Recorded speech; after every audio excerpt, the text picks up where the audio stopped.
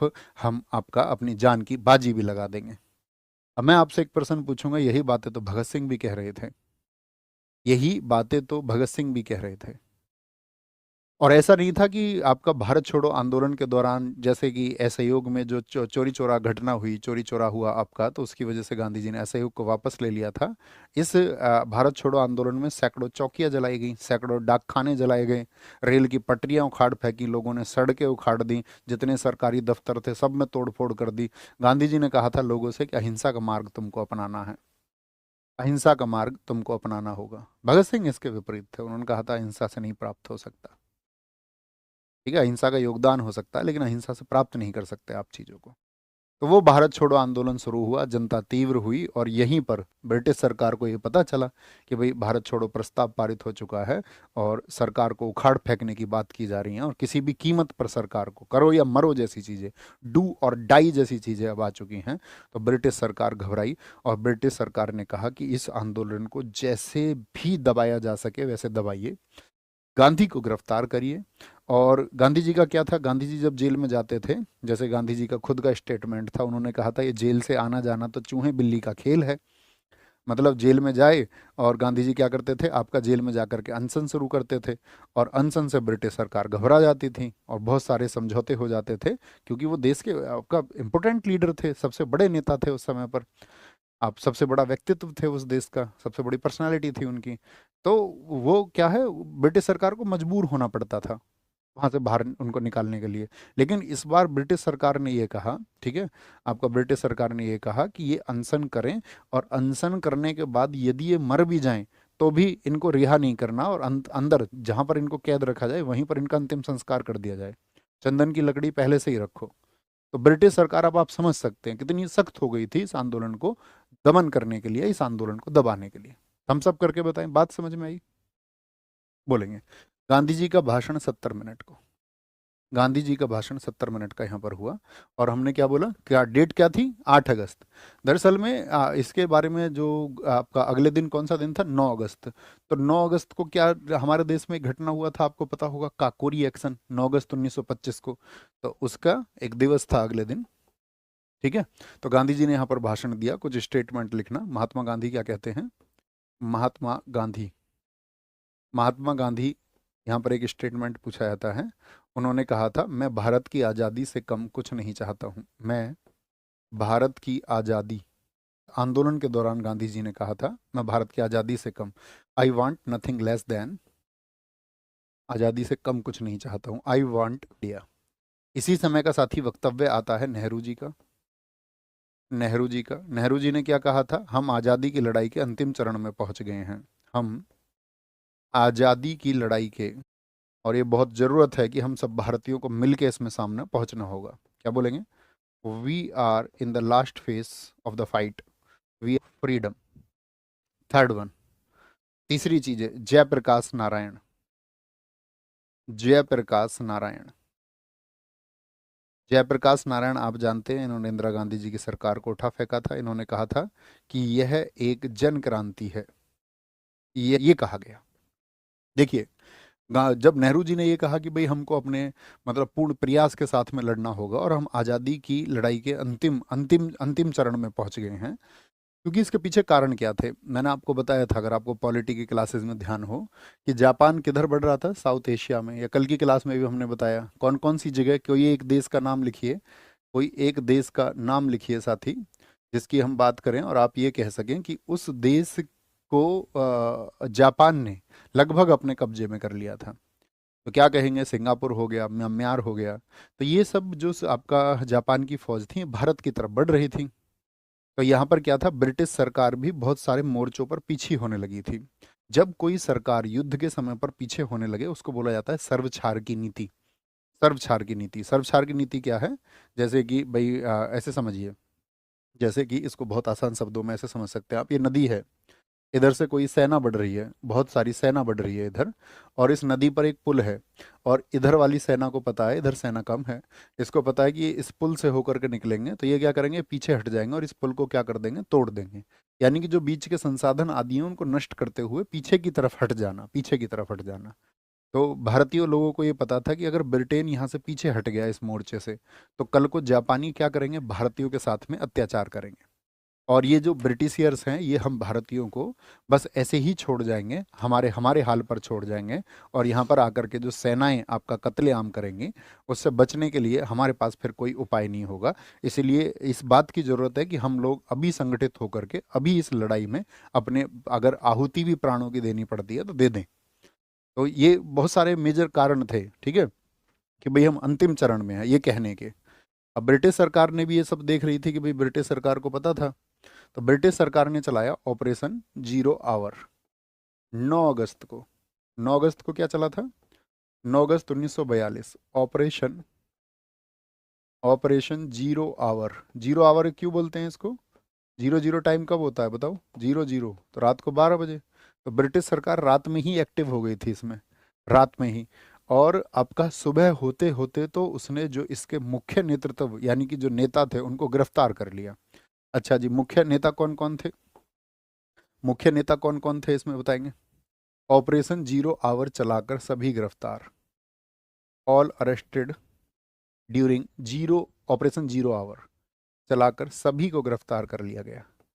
All arrested during operation zero hour, गिरफ्तार, sorry, सभी को गिरफ्तार कर लिया गया। और गिरफ्तार करके इस बार इन्होंने जेल में नहीं रखा इनको, क्योंकि जेल में पहुंचाने से क्या होता था कि लोगों की भावनाएं जो है वो ज़्यादा भड़कती थी अपने नेता के लिए। तो इस बार ब्रिटिश सरकार ने ये तय किया कि एक काम करते हैं, इनको किसी महल वगैरह में रखते हैं और वहाँ पर हमारी सेना रहेंगी। तो वहाँ पर इनको रखेंगे इस बार डिटेंशन में, कहाँ, नज़रबंदी में। नज़रबंदी समझते हो ना, एक तो जेल में भेज दिया किसी को, तो वो तो कैदी की तरह गया जेल में। जेल में तो आप जानती हो बहुत सारे दरवाजे होते हैं जिनको कहा जाता है 7 तालों में बंद है। अंतिम रूप से व्यक्ति बंद हो गया तो वो तो कैदी है जो एक परमानेंट जेल में है। आपको आपके घर में बंद रख दिया जाए, ठीक है, जैसे कई बार आप देखते होंगे उसको नज़रबंद कर दिया गया, नज़रबंद कर दिया गया, तो उसको वहीं घर में रख दिया जाता है और वहाँ पुलिस का घेरा बैठा दिया जाता है। जैसे कि एक उदाहरण मैंने भी बताया था अपने घर का, अभी रिसेंट का बताया, याद है आपको, ठीक है, बस हमने उसको बहुत पब्लिसाइज नहीं किया। मतलब हमने देखा यूट्यूब पर। बस हम क्या कहें तुमसे, तुम ये समझ जाओ, खुद तुम समझ सकते हो, मतलब अपने आप, मतलब मैं अपना जर्नली मैं अपनी बात बताऊं तो उन सब चीज़ों को मुझे एक्सप्रेस करने की ज़रूरत नहीं पड़ी। हमने बस जर्नली उसको बातचीत के दर्जे से आपको बताया। तो इसे क्या होता है समझ गए, थम्स अप करके बताएं मुझे, आपको समझ में आना चाहिए कि भैया आपका जेल का और डिटेंशन क्या होता है। डिटेन किसी को उसके घर पे भी किया जा सकता है, ठीक है, घर पे भी किया जा सकता है। और डिटेन जो घर पे किया जाता है उसको, तो वहां पर पुलिस का घेरा बिठा दिया जाता है, पुलिस का घेरा बिठा दिया जाता है, ओके। तो यहाँ सभी को गिरफ्तार कर लिया गया। और सभी को गिरफ्तार करने के बाद में क्या हुआ यहाँ पर, कहाँ पर उनको भेजा गया, क्या किया गया, सभी को गिरफ्तार करके डिटेन कर लिया गया, नज़रबंद, नज़रबंद कर लिया गया। और नज़रबंद करने वाली दो तीन चार पांच जगह थी, ये कौन कौन सी जगह थी, जैसे एक जगह थी आपका आगा खां पैलेस। दिल्ली पुलिस ने पूछा था कि आगा खां पैलेस जहां पर भारत छोड़ो आंदोलन के क्रांतिकारियों को बंद किया वो किस राज्य में स्थित है, बताओ कहाँ पर है। तो ये है पुणे महाराष्ट्र में, पुणे महाराष्ट्र में। तो यहाँ पर किस किस को बंद किया गया, आगा खां पैलेस में एक तो गांधी जी को, किसको, गांधी जी को, गांधी जी को, गांधी जी की पत्नी कौन थी, कस्तूरबा गांधी, कस्तूरबा गांधी, कस्तूरबा गांधी। और गांधी जी के सचिव थे आपका, गोलमेज सम्मेलन के दौरान भी इनके साथ गए थे, महादेव देसाई। यही हैं जिन्होंने गांधी जी की जो बुक थी, गांधी जी की बुक का नाम जानते हो क्या है, गांधी जी की बुक, ये हम आपको स्टैटिक जी के में बताएंगे सभी बुक्स के बारे में, किसने कौन सी किताब लिखी है, उसके ट्रांसलेशन किसने किए हैं, कौन कौन सी चर्चित किताबें हैं, ओके। वहीं पर हम आपको कुछ पढ़ने के लिए भी किताब सजेस्ट करेंगे कि आपको कौन सी किताबें पढ़नी चाहिए, ठीक है, बोलेंगे जी। ऊपर दिखाएं, एक बच्चे ने शायद अच्छा कमेंट किया है, हमारे साथी ने, किसी ने, एक नेता का कार्य होता है किसी आंदोलन को एक दिशा में लेके चलना, नेता के बिना ये उतना प्रभावशाली नहीं हो पाता। शिल्पी तिवारी जी, बहुत अच्छा लिखा है आपने, है ना, शिल्पी लड़के का नाम भी होता है कई बार। तो शिल्पी बहुत अच्छी बात उन्होंने कही है। देखिए किसी भी आंदोलन में एक नेता उसका उद्देश्य पता होना चाहिए। जब कभी कोई आंदोलन भीड़ के भरोसे चला जाता है तो वो क्या है, थोड़ा असंगठित हो जाता है, क्योंकि फिर उसके उद्देश्य पर काम नहीं हो पाता। क्योंकि भीड़ तो क्या करती है, भीड़ तो तोड़ फोड़ करती है और वो कोई एक दिशा में नहीं चल पाता। लेकिन जब एक नेतृत्व होता है, जब एक उद्देश्यों के लिए सब लोग काम करते हैं, तो वो हमेशा एक संगठित रास्ता होता है। बात समझे? तो महादेव देसाई थे यहाँ पर, गांधी जी की डॉक्टर थी सुशीला नैयर। ये गांधी जी की डॉक्टर थी सुशीला नैयर। सुशीला नैयर, गांधी जी की तबीयत बहुत जल्दी जल्दी खराब हो जाती थी इन दिनों। सुशीला नैयर। एक थी आपका मीराबेन, जिनको मैडलिन स्लेड कहा जाता है, मैडलिन स्लेड। मैडलिन स्लेड नाम में धर्म बदल लिया था, मीराबेन के नाम से जाना जाता है इनको, मीराबेन। ठीक है, ये कहाँ पर बंद थे, ये सब यहीं पर बंद थे। और सरोजनी नायडू यहीं पर बंद थी, सरोजनी नायडू। सरोजनी नायडू, याद रख लेना। इसी भारत छोड़ो आंदोलन के दौरान जब यहाँ पर कैद थे तो इन दोनों की डेथ हो गई थी। और इन दोनों की क्या हो गई थी, डेथ हो गई थी। और इन दोनों की जो समाधि है, समाधि, इनकी समाधि भी कहाँ पर है, आगा खां पैलेस में ही है, बराबर बराबर में। ठीक है, दोनों की। गांधी जी ने यहाँ पर वही हर बार की तरह एक अनशन शुरू किया। गांधी जी ने अनशन शुरू किया कि ब्रिटिश सरकार के ऊपर एक दबाव आएगा, है ना, और ब्रिटिश सरकार उनको रिहा करेगी। लेकिन आप समझिए, इस बार ब्रिटिश सरकार ने बिल्कुल गांधी जी के लिए एकदम से सख्त हो गई। और इतना सख्त हो चुकी थी सरकार कि उसने ये निर्देश दे दिए कि गांधी जी की अगर डेथ भी हो जाए तब भी रिहा उनको नहीं करना है, तब भी रिहा नहीं करना है। तो गांधी जी ने यहाँ पर अनशन रखा। अनशन किया था गांधी जी ने 21 दिन तक, लेकिन फिर उसका कोई प्रभाव नहीं मिला और बहुत कमजोर गांधी जी हो गए। नहीं तो जनरली ये होता था 5 7 8 दिन में ब्रिटिश सरकार पर जेल के अंदर दबाव आ जाता था। तो 21 दिन के बाद में फिर इसको खत्म कर दिया गया। गांधी जी इतने कमजोर हो गए थे कि ब्रिटिश सरकार ने यहाँ पर चंदन की लकड़ियां भिजवा दी थी। उन्होंने कह दिया था चंदन की लकड़ियां रख लो ला करके, कभी भी गांधी जी जो है आपका यहाँ पर स्वर्ग सिधार सकते हैं। लेकिन बाद में उन्हीं चंदन की लकड़ियों की जरूरत पड़ी, किसके लिए, कस्तूरबा गांधी के लिए। ठीक है, तो कस्तूरबा गांधी जी का फिर अंतिम संस्कार किया गया था उन्हीं लकड़ियों से। अच्छा, एक जगह तो हो गई आगा खां पैलेस। अहमद अहमदनगर दुर्ग कहाँ पर स्थित है, फटाफट से आंसर करो। ये तो हमने आपको हिस्ट्री में अभी कुछ दिन पहले ही बताया था। अहमदनगर दुर्ग ये कहाँ पर स्थित है? यहाँ पर याद रख लेना नेहरू जी को। नेहरू जी, अब तो आपको पता ही होना चाहिए नेहरू जी कौन, जवाहरलाल नेहरू।